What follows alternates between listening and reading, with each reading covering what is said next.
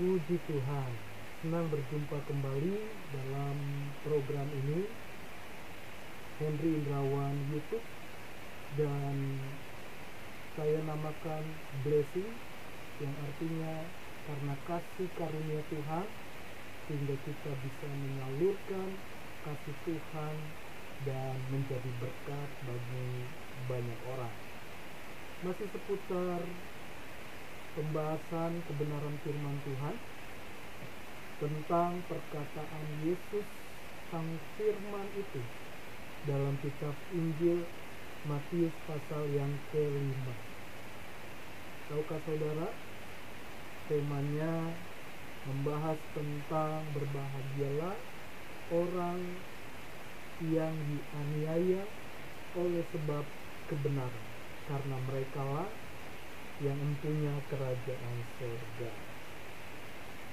Apa yang dimaksud dengan kata aniaya? Seperti apa yang dimaksud oleh Yesus Kristus? Sebelum kita mendengar, mari kita awali di dalam doa. Tuhan Yesus, kami datang kepadamu, kami memerlukan hikmat-Mu. Kuasa-Mu tidak dibatasi dengan apapun. Dalam nama Yesus, bukakan hati dan pikiran kami. Haleluya. Amin. Saudara, boleh kita lihat dalam Alkitab atau handphone yang ada Alkitabnya, Matius pasal yang ke-5 di ayat yang ke-10. Berbahagialah orang yang dianiaya oleh sebab kebenaran, karena merekalah yang mempunyai kerajaan surga. Yesus berkata berbahagialah, artinya Tuhan berkenan atas orang itu, sehingga perkataannya sangatlah berkuasa, melebihi ahli-ahli kitab, ahli Taurat, orang-orang Farisi. Pada saat perkataannya penuh dengan wibawa, otoritas, ada power yang keluar. Dengan kalimat yang sederhana dikatakan berbahagialah. Kalau Tuhan yang bicara, jangan ragu, karena Dia sudah menjamin. Manusia berjanji tapi banyak ingkar janji. Tetapi kalau sang firman itu, hakikat Allah itu sendiri, sudah berjanji kepada saudara-saudari, Bapak Ibu yang mendengarkan channel ini, engkau yang dianiaya oleh sebab kebenaran, bukan karena dosa atau perbuatan kesalahan kita. Kalau ada kesalahan kita segera datang, minta ampun, mohon penyucian dari darah Yesus, dengan iman, dengan doa kita, dan kita dituntun oleh firman. Saudara yang dikasihi Tuhan, tetapi yang dimaksud di sini adalah engkau berbahagia karena engkau bertahan, berdiri kokoh, teguh imanmu sesuai dengan perkataan firman-Nya. Saya kasih contoh. Kejujuran dalam hidup ini sangatlah sulit. Banyak orang yang hebat, yang cerdas, yang pintar, tetapi kejujuran sangatlah sulit. Namun firman Tuhan menegaskan, Tuhan mencari yang jujur, yang tulus, yang apa adanya, yang tidak menyimpan, menyembunyikan kesalahan atau perbuatan buruk kita. Tahukah saudara, orang yang jujur selalu dipromosikan, selalu diangkat. Itu hanya satu bagian saja. Contoh dalam pekerjaan atau perusahaan, saudara diajak untuk korupsi karena keuntungannya besar, bisa bagi dua.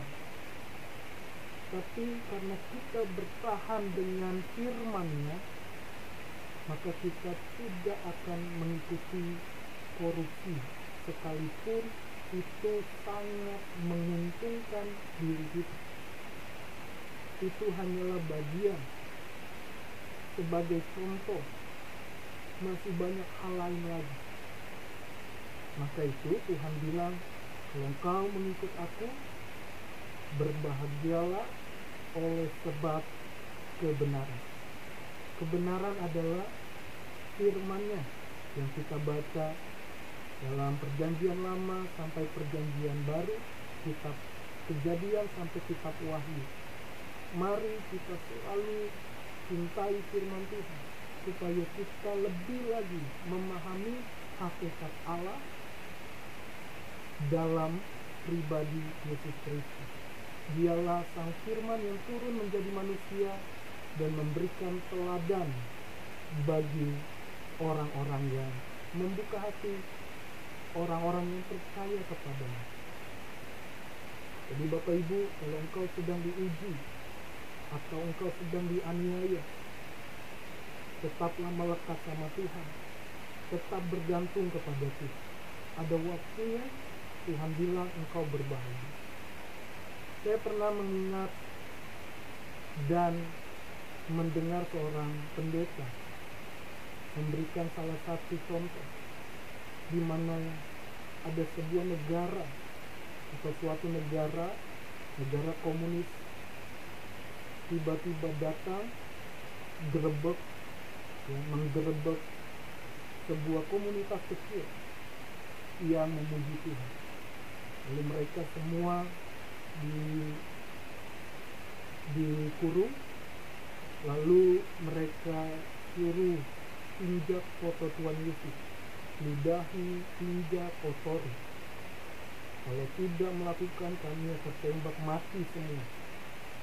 Dan pada akhirnya semua satu-satu ketakutan dan mereka mulai injak itu fotonya, mulai ludahi itu foto Tuhan Yesus. Tapi ada satu nenek-nenek, dia tidak mau injak, justru dia elap, dia bersihkan foto itu, habis diinjak-injak oleh yang lain. Dia berkata, Tuhan sudah menolongku, sudah menyelamatkanku, masakan aku meninggalkan imanku kepadanya. Dan akhirnya dipisahkanlah nenek ini ke sebelah kiri dan dia menginjak ke sebelah kanan.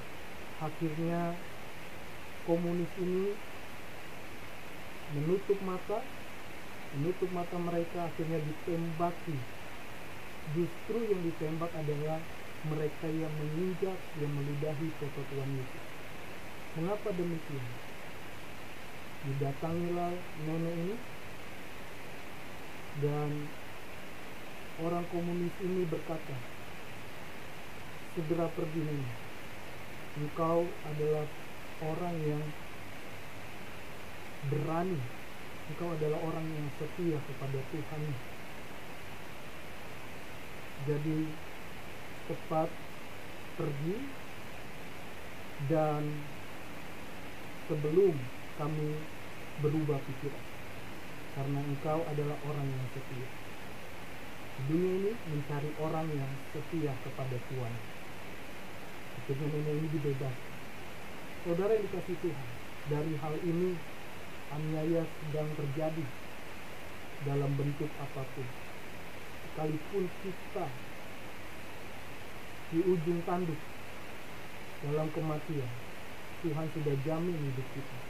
Kita bahagia dalam kekekalan. Dialah satu-satunya jalan dan kebenaran dan hidup. Jadi tetaplah setia kepada Tuhan Yesus sekalipun kau dianiaya. Kau adalah orang-orang yang berbahagia. Bukan mencari masalah, tetapi menjadi saksi bagi Tuhan Yesus Kristus. Itu saja, mari kita akhiri di dalam doa. Tuhan Yesus, terima kasih firman-Mu dalam satu ayat ini menguatkan iman kami. Oleh karena kebenaran firman-Mu yang tercermin di hidup kami mau teguh setia sampai akhir hidup kami. Apapun yang terjadi, Tuhan mampukan kami untuk tetap setia mengikut Engkau, mengiring Engkau. Karena firman-Mu yang menjaminkan berbahagialah orang yang dianiaya oleh karena kebenaran, karena mereka lah yang mempunyai kerajaan surga, layak diterima dalam kerajaan surga. Terima kasih Tuhan, terpuji namamu dalam nama Yesus, haleluya, amin. Tuhan Yesus memberkati kita semua dari program Blessing atau channel Henry Indrawan. Jangan lupa bagikan kepada orang lain supaya orang lain dapat diberkati dan mengalami pribadi hakikat Allah itu sendiri. Tuhan Yesus mengasihi kita semua. Shalom, haleluya.